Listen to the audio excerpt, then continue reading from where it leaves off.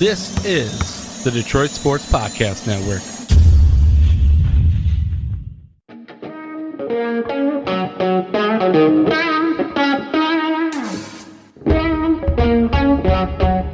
The biggest icon in podcasting.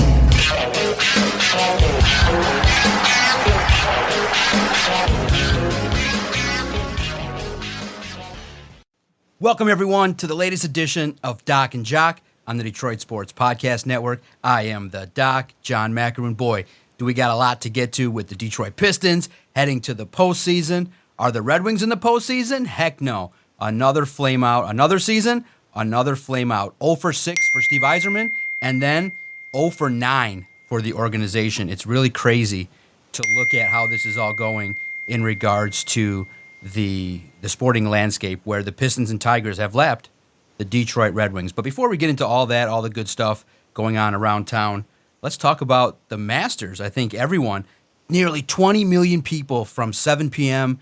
to 7:30 on Palm Sunday found out, okay, Rory choked, and they peeked in and said, all right, let's see, is this a train wreck?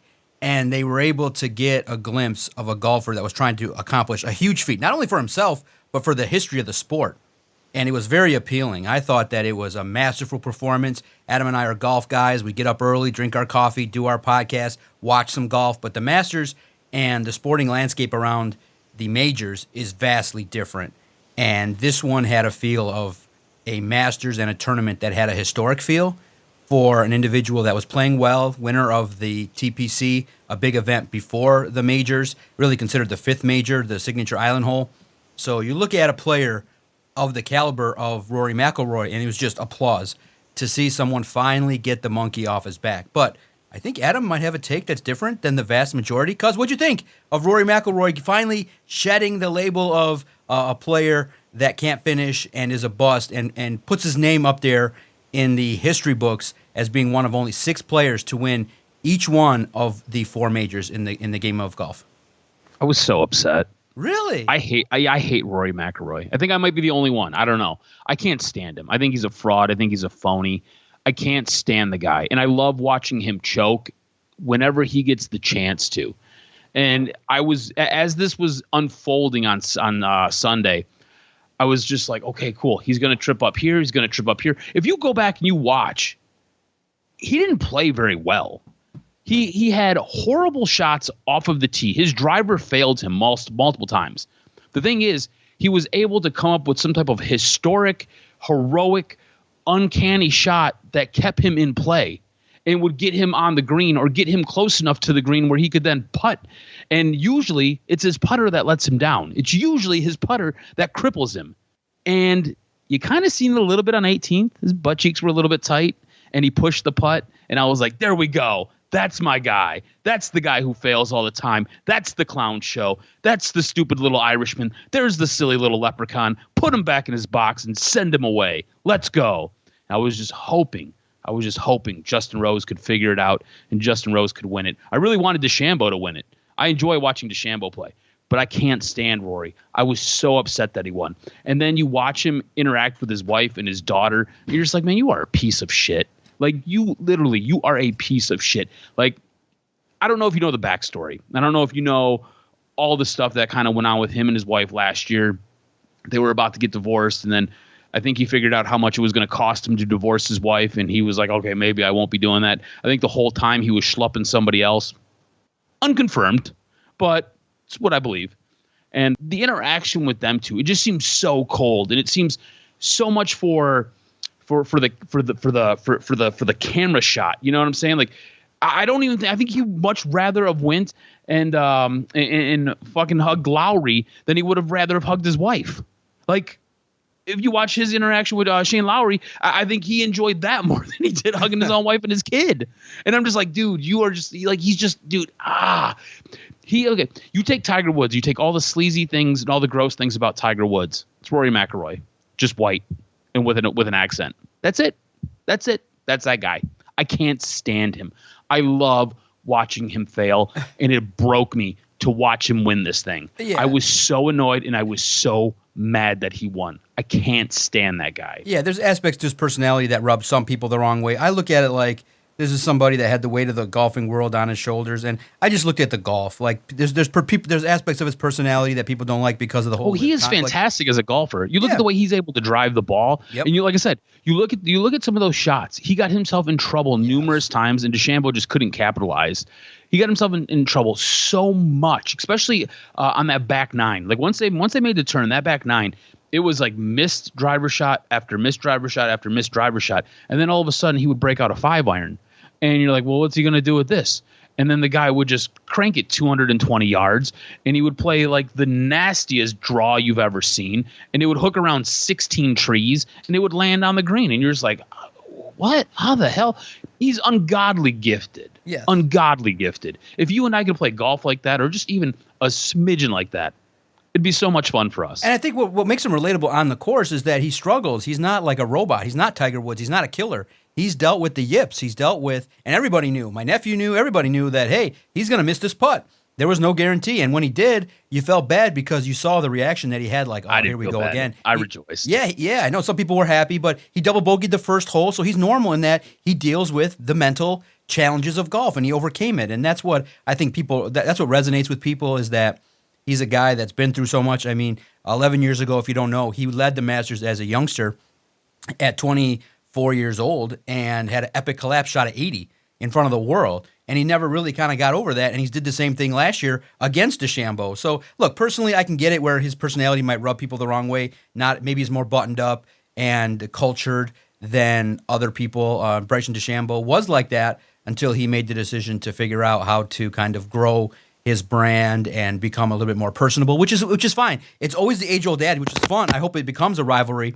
And it's so good to me because, you know, being that I was a tennis fan, it was the age-old adage. It was Pete Sampras and Andre Agassi. Sampras was buttoned up and classy, and Agassi was riling up the crowd and used the emotion to get after it and to build himself up. So it's just two different styles. And Rory didn't talk to DeChambeau. You're the buttoned-up one. You're the more refined one, and I'm the eccentric savage. Exactly, I'm but it's fun at times to go outside of your comfort zone.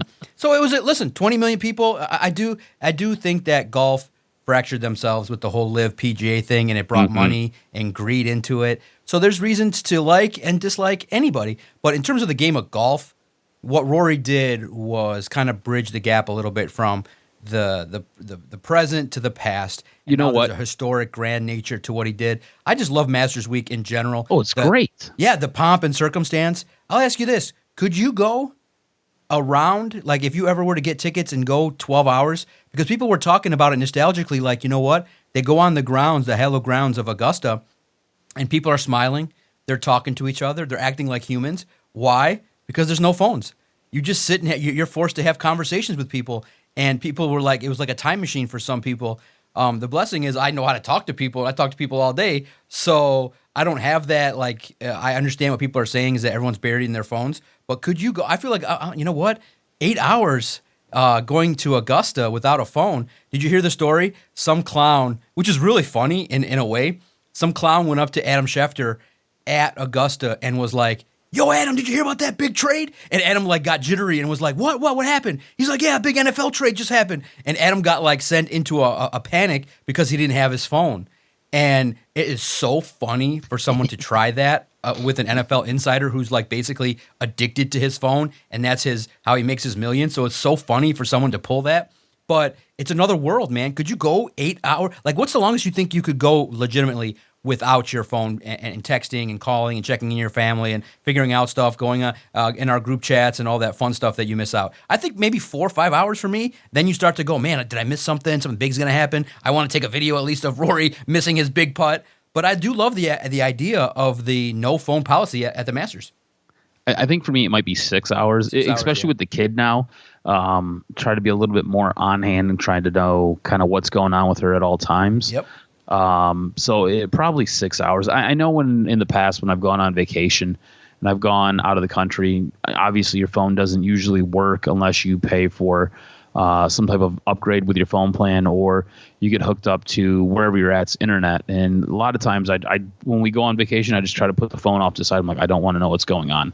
I'll usually check it once a night just to kind of get caught up on what's going on and clear some emails and just if there's something pressing, I'll answer that. But Usually when I go on vacation, I try not to have it on me too much. So I would say maybe 6 hours. 6 hours is probably what I could do. You brought up live and you brought up the PJ and you brought up the fracturing.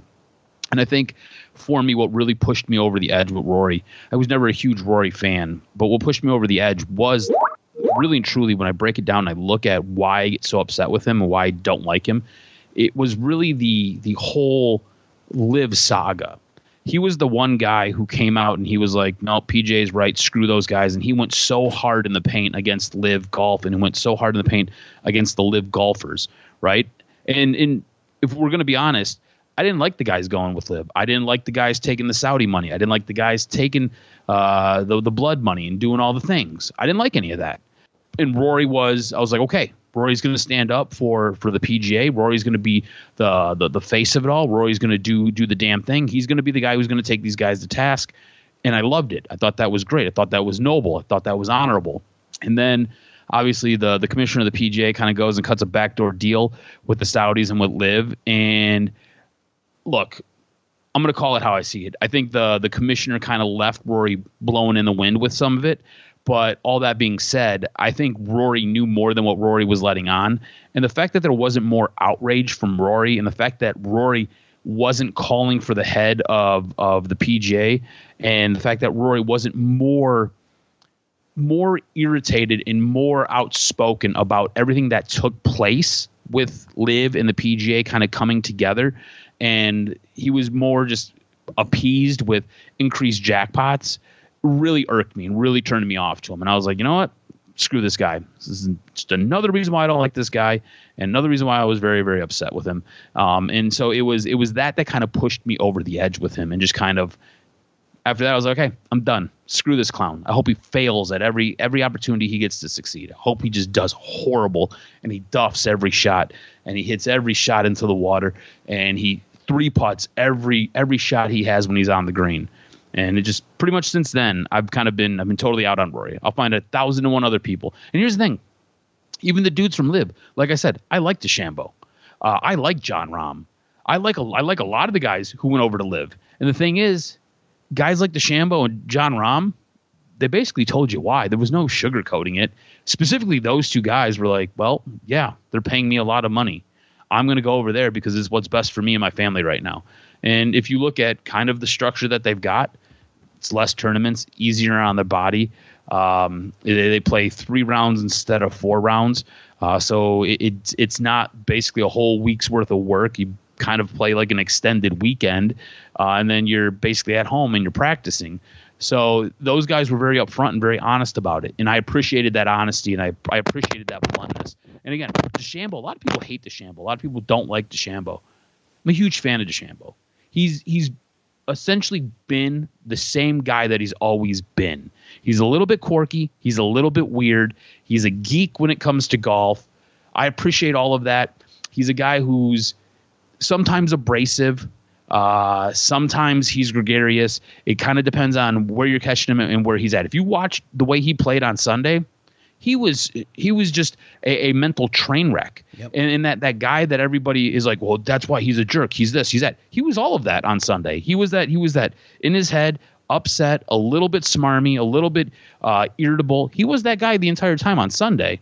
You know, and he went and did his interview with Amanda Belantis, and he was, just he wasn't short, he wasn't snippy. He answered her questions, and he was like, we just got to move on. Just it's what it is. I got to go practice more. It's I again got here and I failed, and it's just time for us to kind of go where we got to go. He's been the same guy, It just every now and then you get a little bit of a different iteration of the same guy, and that's what I appreciate about DeChambeau. Yeah, no, I get it. It's interesting. That's why I hope the rivalry can kick off because DeChambeau got him at the Open, and now an opportunity wasted. But his iron play, DeChambeau's iron play was not top notch, and that's where you got to succeed at the Masters. Is who puts the ball in the fairway, who hits the iron to the position on the green that will allow you to have success. But yeah, it was interesting. So to your point, are you the only one? No, you're not the only one that feels that way. But it is something where you can say that Rory McIlroy is polarizing, but good for the game of golf. And you know what's good for our podcast? The Detroit Pistons being in the postseason, cuz it's interesting because not too often have we seen the Pistons rest guys, especially with a national profile of Cade Cunningham growing, talking to Shams Charania on ESPN. You get a chance to see some young guys get opportunities, and they held their own with the Bucks. I don't take too much stock into the 2 losses down the stretch. Here's why. They're like, let's do this play-in thing. Pistons earning your spot into the postseason as a 6 seed is great. You get a week off. You get to practice, watch film, sit back, watch the play-in stuff go on, and it's great for those that earn a spot. So I'm loving life. I do not expect the Pistons to have a hangover. I think the Pistons are in a perfect spot to go toe-to-toe with the New York Knicks. My excitement level's high. Saturday at 6 is perfect. Now, we don't know the schedule yet, but it's probably going to be Saturday, Wednesday, Saturday. You know what I mean? There's no chance for real momentum. That's the only beef I have with the postseason in the NBA. It's far too drawn out. Whereas hockey, it's just like Monday, Wednesday, Friday, Sunday, Tuesday, Thursday. It's like every 2 days you're suiting up and getting after it. The NBA takes their sweet-ass time and spreads it all out. So I'm excited. Game 1, New York Knicks, Madison Square Garden, Pistons, and the New York Knicks. I think there's a great opportunity. I love this matchup for the ability that Cade Cunningham has to take his game to the next level. I think the key is going to be that the Knicks are going to try to stop Cade, and Malik Beasley, Tobias Harris, and Holland, and Isaiah Stewart got to pick up the slack, because you figure that they're going to swarm Cade, and it's going to be imperative for the other guys to step up. And then for the Pistons, it's really simple. Cat and Jalen Brunson got to get limited. If you can, throw those bodies out, get those fouls, and take care of those their big scorers, I think your depth might have a small edge. And you've won 3 of 4 games. I'm excited heading into this matchup, but I'm curious. Are you concerned at all about anything with the Pistons heading into this matchup? How are you viewing it? Because I do think there's a lot to like about this playoff matchup. A little bit of old school, where if the Pistons do some things, they're going to get some big national attention. That's why I said, if you go back and listen to previous episodes, I said the Knicks is the perfect spot for them to not only advance, but get some attention too. So it's win-win for me in this series. I'm excited. Hopefully it comes through these airwaves. I'm excited to watch some Piston basketball on Saturday. Yeah, I'm excited too. And look, I think they have a pretty favorable matchup, right? I think either way you cut it, whether it was Indiana or New York, they were going to be in an okay spot. If you do a little bit of a dive into what we're talking about here, right? Pistons lead the regular season against the Knicks 3-1. Like you said, it's prime time, so I think all eyes are going to be on Pistons. It's a New York series, so New York basketball is one of the faces of the NBA, so I'm expecting to see the Pistons generally in that 8 o'clock spot, which is a fantastic time for Cade to take that big stage and take that big step, and I think he will. I think he's performed incredibly well every time he's played at MSG. I think he's performed incredibly well every time since he's played the Knicks, so I think he kind of revels in it. I think this specific series is built for him to help catapult himself and kind of grab this team and try to carry it to that next step. I also think it's helpful for this team, having a guy like Tim Hardaway. He was a former Knick, played in New York. He can impact and impart a little bit of wisdom on a young team, right? So it doesn't seem like that spotlight gets too big. It's not too cumbersome. It's not going to trip them up. It's a veteran in the room who's been there, done that, and he can sit there and kind of help usher these guys along, kind of talk to them and kind of coach them up a little bit from a player standpoint. I think that works out fantastic for him. I think also with this matchup, right, I think you should expect to see a guy like Jalen Duren and Isaiah Stewart kind of come out of their shell a little bit, kind of take that next step. I don't think it'll be as big of a step as Cade, but I think they do take that next step forward. And I think this does match up well for this team. I think this is a really good matchup for them. All that being said, there are some things that have me nervous about this matchup. I think Jalen Brunson, he is supposed to be healthy. He's coming back. That scares me. This is a guy who is basically a walking double-double, and on nights when he gets hot, he's a walking triple-double, and he's played very well against the Pistons. And I don't know if the Pistons have enough secondary scoring to help keep pace. You've got Jalen Brunson out there. Obviously, they've got a lot of second-line scoring on that team. I think New York has 4 or 5 of the top 10 salaries in the NBA on their team. So they are a team that is loaded. You know what I'm saying? They're a team that has the ability to do what they have to do to win basketball games. And there's a reason why they're the 3rd seed. So it's going to be a little bit of a challenge. You got Karl Anthony Towns, who is dominant in the low block and in the post. So like that's another guy that you've got to account for. So I don't know if the Pistons have enough that they're going to be able to bring in off the bench. I don't know if the Pistons have enough that they're going to get from other guys besides Cade that's going to really help put them over the top. Now, regular season is a lot different than the postseason. Postseason is a lot more aggressive. It's a lot more physical. It's a lot more demanding. So what they've done in the regular season, yeah, I look at it and I say, yeah, there's a bit of a recipe to success there, but it dramatically changes when you get to this time of year. And I don't know if this team's going to be able to out-rebound the Knicks. Knicks are long and strong, and they're tall.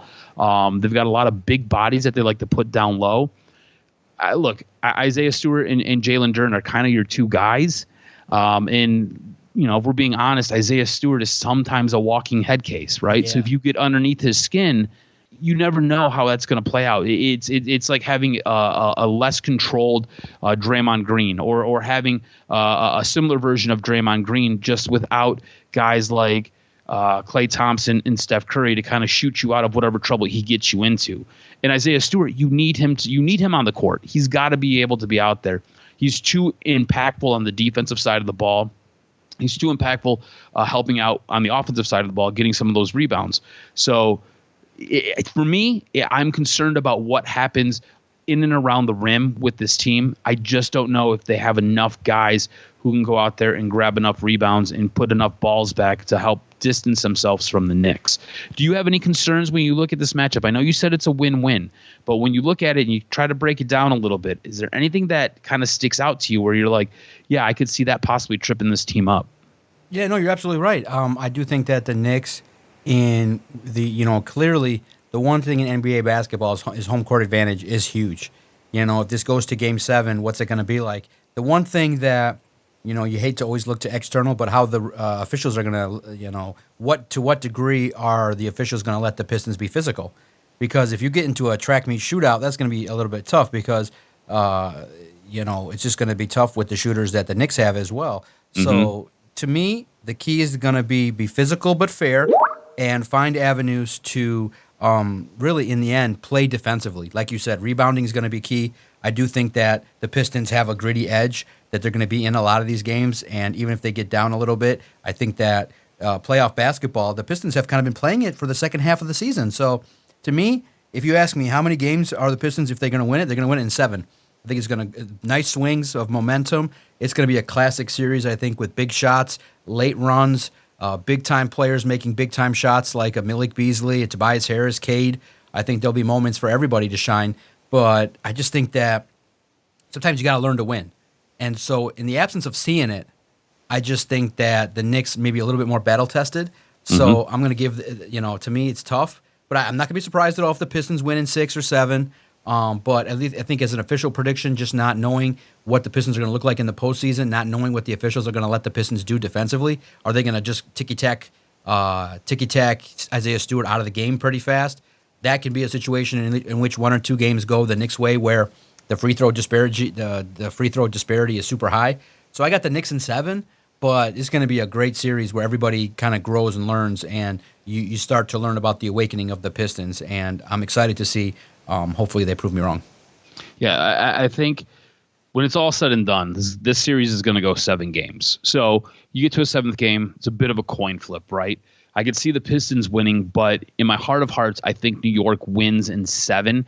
And it's just because of scoring, right? The NBA, as much as we love Detroit basketball, as much as we love the defense that the Detroit Pistons play, the league wants scoring. The league wants offense. That's why when you have an all-star game, the score is like 200 to 201. There's 0 defense being played because nobody wants to see defense. When you look at the Knicks roster, the Knicks basically have 4 guys who average 18 points a night. That's tough. That is tough. That's hard. And 2 of those guys who are averaging 18 points a night, 2 of those guys are averaging over 25 points a night. So good luck with that. Pistons have one guy who averages over 25 points a night, and that's Cade Cunningham. He averages 26. Pistons just don't have the depth of scoring that the Knicks do. The Knicks got guys who can just put the rock in the bucket, and I think that is the big differentiator with this team. Now, I know the Pistons are going to come out. They're going to play that physical style of defense. Are the refs going to let them get away with some of that? Are the refs going to allow them to play that style of basketball?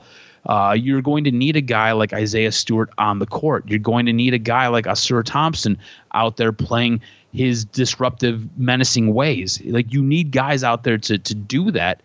And I don't know if the Pistons are going to be allowed to play that style of basketball in the playoffs.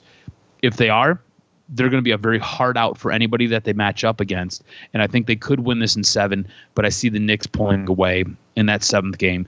I think this is going to be a hotly contested battle. I think this is going to be a lot of fun. And I think when it's all said and done, Pistons fans, you'll be incredibly proud of your team. And I think what we'll have is we'll have a better idea of what this team needs as they head into next season. The one or two pieces that they have to add to really help put them over the top and make this team an Eastern Conference contender instead of just being a playoff contender. Help really elevate them and get them in a spot where they could challenge for an NBA championship. But I think, like I said, when it's all said and done, there's just too much scoring power when you look at the other team, and I think the Knicks just have too many guns and can score too many points. And like you said, I worry about the referees and if they're going to allow the Pistons to play their style of basketball. I just don't necessarily see it. And like I said earlier, you got to count on Isaiah Stewart not being a complete knucklehead and losing his mind. If he can keep his wits, he gives this team a much better shot to win. No doubt. And it's good times for the Pistons. And then for those of you that are social media conscious, if you're on Twitter or X, looks like Malik Beasley is having some sort of fun with potentially maybe a new girlfriend in Natalia Garabato. So I don't know if you've seen. She's been at LCA. She's been at Savvy Sliders. She's got nearly 4 million followers, and she's a talented model that Adam and I have come across for various reasons. So check it out. It's a burgeoning, maybe long-term. I think that she said that she came across Malik Beasley. She went to Michigan, I take it. So she's doing her thing. And maybe Malik Beasley, which was crazy because he tried to be the league's best three-point shooter, and then Anthony Thomas just tried to do his thing and just shoot the lights out, trying to take it. And Malik Beasley's like, fine, man, you just want to do your thing. No problems there. With the Timberwolves trying to get him his shots. So it was crazy to see the efforts made for someone trying to get the record. So we'll see how it plays out moving forward, how this Pistons team is going to respond and how it's going to play out. But the Pistons, a lot of things are coming up great. Anthony Edwards tried to shoot up all those shots to get the 3-point record, and I think he did. So the best 3-point shooter of the year is Anthony Edwards, but hey, Malik Beasley's right there. So that's going to be key, is that he's got to be able to handle business and make himself a star. Malik Beasley, Tobias Harris, the role players, that's got to be key for any team. And then also to coaching, because not to bring up a negative, but JB Bickerstaff kind of got a reputation in the postseason with the Cavs that maybe not making the best adjustments in game or with opportunities to handle. So it's tough. Coaching is key in terms of matchups, how you set your defense. So I'm very curious to see how it's going to all shake out. But I would love to see the Pistons advance and make it so that the city it's going to be fun rocking at LCA when there's opportunities. If they can just get, first and foremost, really easy goal, get a win in New York, come back with at least a 1-1 situation, and come back and really light up LCA. I think the Knicks are going to be hard-pressed to win any games at LCA with how passionate and crazy the fan base is going to be. Detroit basketball is back, and it's exciting. And totally the opposite of what we're seeing with the Red Wings, who are going in a really opposite direction. They took a step back. And I know rebuilds are not linear. I know there's a plethora of young players, but it's just really tough to be excited at all about the Red Wings because their season finally came to an end. It's going to come to an end tonight when they play Carolina. It was good they got their win at home in John Keating's last home game, broadcasting for them on FanDuel, longtime popular broadcaster. But it's crazy to think about on the negative side that for a decade, 9 years, he's never called a postseason game for the Red Wings. He was there for a long time. He's seen the ups and downs, twists and turns. But I just think that when you go backwards and you just look, we're not talking about the future. Listen, everybody's going to have their debates, and Steve Yzerman's going to come out there and put us all to sleep talking about how bad the season was in a couple days. But when you look at the Red Wings in the prism of these last 12 months, from last April to this April, it's probably Steve Yzerman's worst as an executive. Not finding a goalie, not adding and upgrading the defense good enough, not adding a physical presence to the degree that would make it so that the team could sustain being in the East, not firing your head coach when it was clear that he had lost the team and they weren't playing for him, and firing him basically too late, and not having a core group of guys that are leaders. That's really crazy. Listen, we're not talking about playoff success. We're just talking about collapses in multiple years. That's a sign of really poor roster construction, and your leaders are the wrong guys. And it's unfortunate. In the end, if you knew last April, which was the talk, everybody knew the talk was that this team could take a step back. I think you could have shifted and started bringing some of these young guys up. You could have played Kosa this year. You could have played some of your young, talented players that you started to see late in the year. It just felt like a disjointed year where they needed to go left, they went right. They went right, and then, how is it that you have 2 7-game winning streaks with a new guy in charge and then collapse late? That's just weird. That's lack of consistency, and when you don't have a goalie, you can't win in the National Hockey League. And it's unfortunate that you look at the challenges that faces Steve Yzerman. I'm not saying I've lost all confidence, but I am not as passionate about the Red Wings as I'm going to be about the Tigers and Pistons, because it's going to take freaking forever. You still got to go through the growing pains in the postseason because freaking Dylan Larkin's never been there. Like, dude, 1 year as a rookie and then nothing since. Probably playing with an injury. It's unconfirmed, but something's different from the Nations Cup than this. So it's disappointing. I'm not happy. It's a frustrating way to look at a hockey club when you realize, man, we were joking. Like, when Ken Holland said, "Oh, it takes a decade," we were falling out of our chairs laughing, saying, when we were doing episode 300, if we're episode 558 and 559 and the Red Wings are not in the postseason, something's wrong. We're at episode 611, and literally 52 weeks a year, 9 years, 10 years. That means we were talking about rebuild in episode 150 of this project back in 2013, 2014. Like, dude, that's bad. And I get it that they tried to extend the streak as long as possible, but we don't need that extreme. Like, just get to the postseason and build a roster that's gritty, can compete, can score, keep the puck out of the net. It does not seem like it's all that difficult in 4 or 5 years to be able to at least get to the postseason where half of the squads make it. So you're an outlier as a general manager on the negative side. So it's unfortunate, but I guess I got to ask you, when you look at the Red Wings and you look at the organization, what they got to figure out, what's the first starting point? What's the one thing that this hockey club's got to figure out?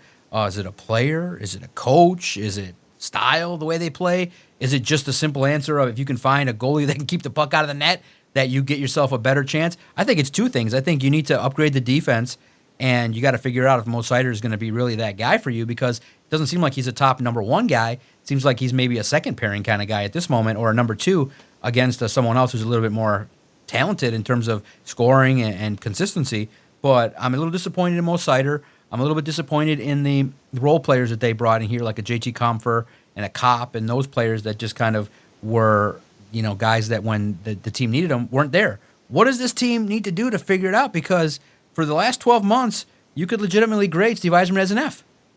Yeah, I agree with you 110%. He honestly, F should stand for fired. He should be gone. We're going into what?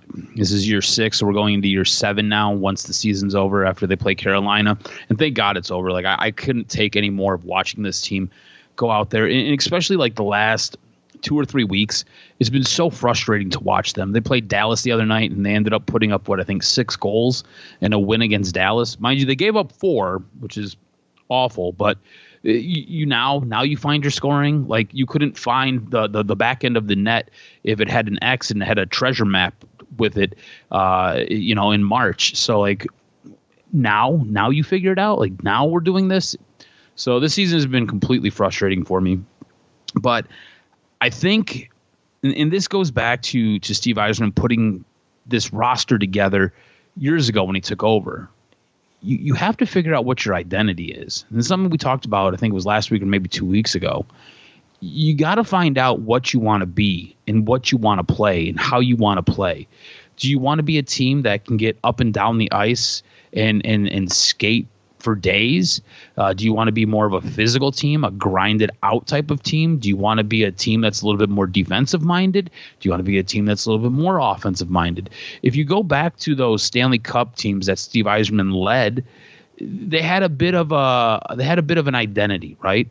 They played very tough along the blue line, and it was a team that was going to possess the puck and carry it up. And then once they got in your zone, it was going to take everything you had to get the puck out. And they just peppered the goalie with shots until the puck went in the net. If that's what you want to be, if that's what you're trying to build your team and model your team after, the players you've got, they're not it. They're not the guys. And I think figuring out your identity goes a long way. And you know what? I really should look back. I feel like we talked about this last year at the same exact time. I think I probably said the same exact thing. You got to figure out what your identity is. It's another year where we don't know what this team is. We don't know what Steve Yzerman wants this team to be. We don't know what it's supposed to look like. You know, it's just the guys that are on this roster don't really make sense for what it feels like, the style of play that they want to play. And we can hammer Dylan Larkin as much as we want. It seems as though this team and this organization has made the blood oath to ride or die with that guy. So he's not going anywhere. And that's unfortunate. He is probably my least liked Red Wing on this team. But it is what it is. This is the guy that you want. This would be a guy who went anywhere else, and he'd be a second line, third line center. But he here is your number one guy. He's your top guy. He's supposed to be your all-star, and he's far from that. So if you want to build a team that is going to be incredibly offensively gifted, and this is supposed to be the guy who's supposed to lead those guys, I think you're in a bit of trouble. I think Steve Yzerman would do well if he took a bit of a step back and he realized what he has. You've got a lot of guys on this roster who are really, really good power play one type of guys, right? Like on your power play one, you usually want a forward who's a little bit defensive minded, a guy who can skate with the puck a little bit, can bring it up and get some shots. I don't think you necessarily have guys on this roster that are gritty and like to go into the corners and like to grind it out and are willing to do that type of thing. But you've got guys who, at least in the forward section of your team, that do a pretty good job of kind of playing that zone type of defense, helping to kind of get into shooting lanes, will win a faceoff back and kind of regroup. If that's what you want to do, you need to figure out how to build a team like that. You need to get a couple of guys who can sometimes stretch your offense so that you can get a nice breakout pass as your guys fall back and regroup. Defensively, you need to get guys who can carry the puck and possess the puck, and you need to bring the puck up as a unit. I think that's part of, the big issue that you and I have, especially when you look at some of the trades that they've made and you look at some of the guys that they've let go, right? You let a guy like Jake Wallman go for peanuts on the dollar, and that's a guy who can possess the puck and bring it up. You need guys like that. I think they're dying for a guy like that who can help advance the puck out of their own zone and get it across neutral ice and help get the puck to the forwards in the offensive end. And I think that right there helps with guys like a Dylan Larkin who, like I said, I don't feel like Dylan Larkin's incredibly offensively gifted. I feel like he's a good player, especially on the offensive side. He's a good offensive player. He's not great. He needs to be with guys who are better, so he looks better. And same thing with DeBrincat. DeBrincat is a very good player, but DeBrincat needs to be with somebody who is a little bit more creative than him, somebody who can find him in that open spot and get him the puck. Now, here's hoping Lucas Raymond takes that another step forward and becomes that all-star that everybody's dying from to be. But this year, I'm not seeing that. He just looks like he's more of the same, more of that cookie cutter of what Dylan Larkin is. That's really what it feels like. You've got different variations of what Dylan Larkin is on this roster as far as the forwards go. Defensively, you don't have anybody who can bring the puck up. And speaking of those teams that Yzerman helped captain, right? You look at those teams, they were sound on the defensive side, and they had guys on the offensive side who could work as a unit, guys who could pepper the net with the puck, and guys who could score, guys who were creative and could do special things with the puck. Goaltending-wise, you got by with Dominik Hasek, who was on the back end of his career. You got by with a Chris Osgood. You got by with a Mike Vernon, who was at the end of his career. You got by with insert goalie B. You know what I'm saying? Like these weren't Hall of Fame goaltenders, right? Like at that stage of their career, they weren't Hall of Fame goaltenders. Now I get it. Hasek's in the Hall of Fame. I believe Mike Vernon's in the Hall of Fame. And if we really break down the numbers, Chris Osgood's kind of the cutoff for Hall of Fame for goaltending. So like, yeah, you got guys who made it to the Hall of Fame as your goaltenders, but at those stages of their career, they were anything but what got them to the Hall of Fame. And it was because you had good enough defense in front, and you had guys who could help bring the puck up and get it to those forwards and work that puck down low and then work it back up high to help get some shots and get traffic in front of the net. So you need to figure out what you want your identity to be, and you need to build this team that way. Now, Steve Yzerman, I think, has really done himself no benefits because he's got some of these contracts that are on this team. And I don't know if you can get out of them. I don't know how you can move away from them. I don't know anybody who wants to take any of these players that you have who don't fit what you might want to do. And so I think you're stuck. So when you go back to that 10-year timeline that Ken Holland gave you, yeah, you're still stuck here with a guy like JT Compher, I think, for like another 2 years.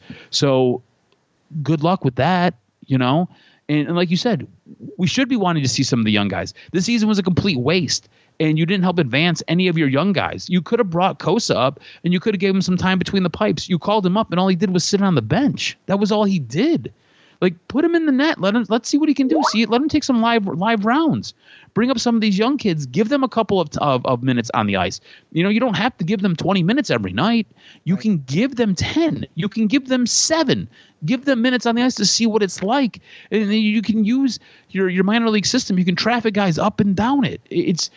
To me, it's been frustrating in all avenues of what Steve Yzerman has done with this team. It is disappointing, to say the least. Disappointing. And now you look to the draft where they're not going to have a great opportunity to get the number one. It's just tough because the luck factor, and you look at a Canadians team that gets Demidov and the future's bright. Even though they had a disappointing loss not to get to the postseason to Chicago, but it's just the buzz is not there. It's sad because you're calling on people to be patient with this hockey club, and it's just tough because nobody has 10 years to wait. 9 years for a storied franchise not to be back in the postseason. My, how the mighty have fallen out of the ranks of being relevant in the NHL. What's different is what the Tigers were able to do with the regime change. They targeted young guys that were able to execute. They're using analytics wisely. They have some guys that were former number one prospects that have kind of started to deliver a little bit more in Casey Mize and Spencer Torkelson, who continues his hot streak, batting and performing well. What a game Monday against the Brewers. You just destroyed them 9-1, and you realize Scooble starts are marquee events that you don't want to miss. But I'm curious to get your sense of the squad. They're 10-6. They're a good baseball squad, and they're going to be competitive. I think that it's pretty clear that this team is connected. They have the juice. They understand that they can win. They've learned how to win. They have the confidence that even after going 0-3 against a good baseball squad in the Dodgers, that, hey, we were in it. We were not outmatched. We were not just completely whiffed being out here.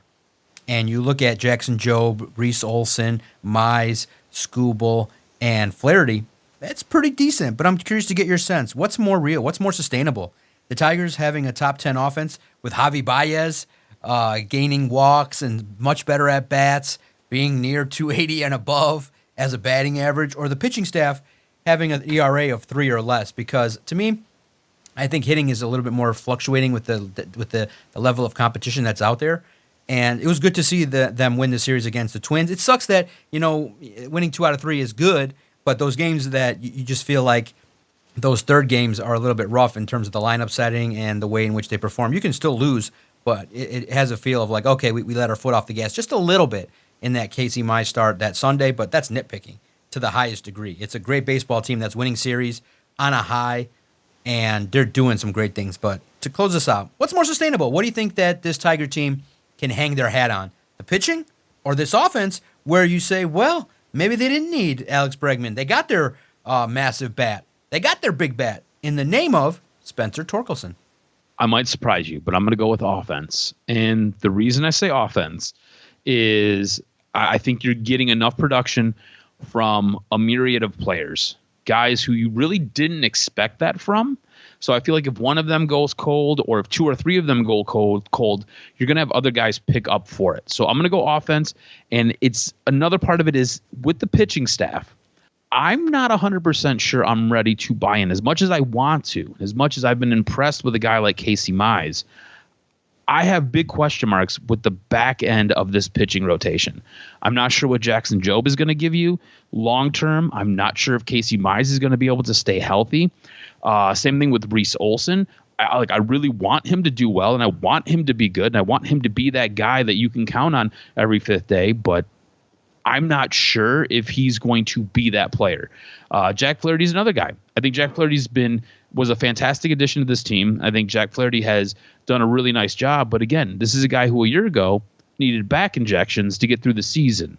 So when you really boil it down, I got one guy that I trust. And if you look at the way his season started, it started a little bit rocky. Now, yes, his last 2 starts, he's gotten things figured out, and he looks like he's wheeling and dealing. But those first 2 starts, whoo boy, they had you scratching your head and had you a little bit nervous. So I'm going to go with the Tigers offense. I just think that you're getting a lot of production, and it's coming in a lot of different forms.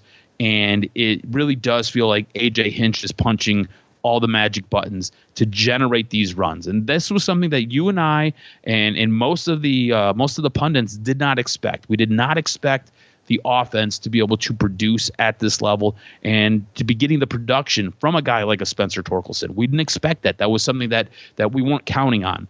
So I'm going offense. What do you think? You think it's the pitching or do you think it's the offense? I think it's the pitching. I trust in Tariq Skubal, Cy Young candidate perennially. I love the grittiness of Jack Flaherty. Kind of embodies what the Tigers are about in that, hey, look, I think we were able to get Sweeney for him. So it's cool that you kind of double dip. You get a player, a prospect, and you get to have him back. So it's interesting the way in which the Tigers are built. And I do think that pitching it puts you in a position to have momentum. And I think that you have a confidence that, okay, we're not going to have really too many long losing streaks because you got Skubal, you got Flaherty, and you got a young gun to learn from under him in Jackson Jobe. That's pretty fun. That's pretty good, something you can hang your hat on.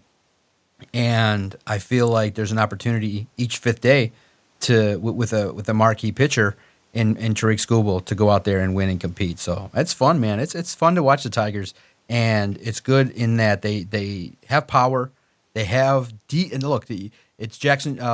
Colt Keith is the biggest question mark in terms of his confidence in defense. I think putting him down and letting him sit for a little bit and be a DH was a good idea to kind of help him relax a little bit. And when you come out and say, "Hey, it's the lowest confidence I felt in a long time," that's concerning at the highest level of sports. So you hope that there's opportunities for this baseball team to continue their winning ways, and they got some good series, winnable series against teams in the division coming up. So it's a fun opportunity. I thought that when you got a chance to see them, even though it was in dire weather conditions, to compete against the Yankees, who are the class of the AL, and you go out there and you're able to win the series, it's a good sign. And you have a great manager. By all accounts, you have one of the best managers in the AL and in the game. So it gives this baseball team something to hang their hat on day in, day out, that every time they take the diamond, there's opportunities for this baseball team to win. So I'm very happy. And, every time Tariq Skubal pitches, people are wondering when you're going to pay him, and that'll be something to keep an eye on. A narrative looking forward is, does Tariq Skubal end up staying with the Tigers? Does he earn the fat $30 million a year contract? What's the number annually he's going to get? What's the term? What's the length?